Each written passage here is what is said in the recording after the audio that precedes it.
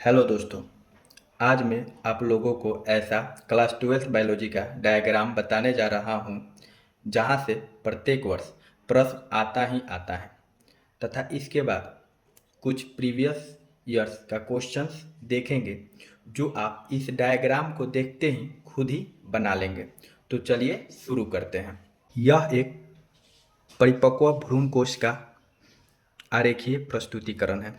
ठीक, इसमें देखते हैं भ्रूण कोश का दो सिरा होता है। एक होता है निभाग सिरा जिसको चैलेजा चलाजा या फिर कैलेजा एंड कहते हैं। ठीक है, दूसरा होता है बीजांड द्वार सिरा होता है।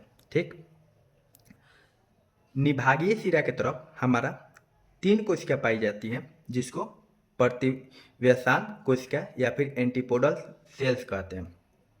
ठीक, दूसरा होता है बीजांड द्वार सिरा की तरफ तीन कोशिका पाई जाती है जिसमें से दो कोशिका को सहायक कोशिका कहते हैं और एक कोशिका को अंड कोशिका कहते हैं। ठीक, और ये अंड कोशिका सहायक कोशिका को दोनों को मिलाकर अंड समुच्चय एक एपरेटस बोलते हैं। ठीक, इसमें एक बीच का ये भाग है, इसको बोलते हैं केंद्रीय कोशिका। इसको बोलते हैं केंद्रीय कोशिका। इसमें दो केंद्रक पाया जाता है इसमें दो केंद्रक होते हैं जिसे ध्रुवीय केंद्रक कहते हैं। ठीक, चलिए अब प्रश्न को देखते हैं। तो हमारा पहला प्रश्न है, एक परिपक्व भ्रूण कोश में कितने कोशिका एवं केंद्रक होते हैं। मतलब एक परिपक्व भ्रूण कोश है तो इसमें कितने कोशिका है और कितने केंद्रक है। तो कोशिका देख लेते कितने हैं। तो 1 2 3 4 5 6 7, मतलब 7 कोशिका है। केंद्रक कितना है, 1 2 3 4 5 6 7 8, 8 केंद्रक है। ठीक, दूसरा देखते हैं कि अंड समुच्चय के अंतर्गत क्या आते हैं। तो अंड समुच्चय के अंतर्गत क्या क्या आ रहा है, अंड कोशिका और सहायक कोशिका, मतलब अंड कोशिका सहायक कोशिका। ठीक है, फिर चलते हैं अगला, निभाग शिरा के ओर कौन सी कोशिका पाई जाती है। निभागीय शिरा की ओर कौन सा कोशिका पाई जाती है, प्रतिवेशांत कोशिका, मतलब एंटीपोडल सेल पाई जाती है।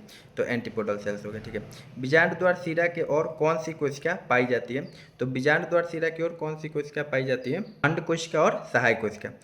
तो क्या है, अंड कोशिका और सहायक कोशिका। अगर अंड कोशिका सहायक कोशिका नहीं दिया हो तो हम किस पे मारेंगे, अंड समुच्चय पर मार देंगे, आंसर हो जाएगा। ठीक है, फिर पांचवा क्वेश्चन क्या है, तंतुरूपी समुच्चय किस कोशिका का भाग होता है। जो तंतुरूपी समुच्चय ये होता है, ये तंतुरूपी समुच्चय फिलिफॉर्म एपरेटस होता है। ये किसका भाग होता है, तो सहायक कोशिका का भाग होता है, सहायक कोशिका का भाग होता है।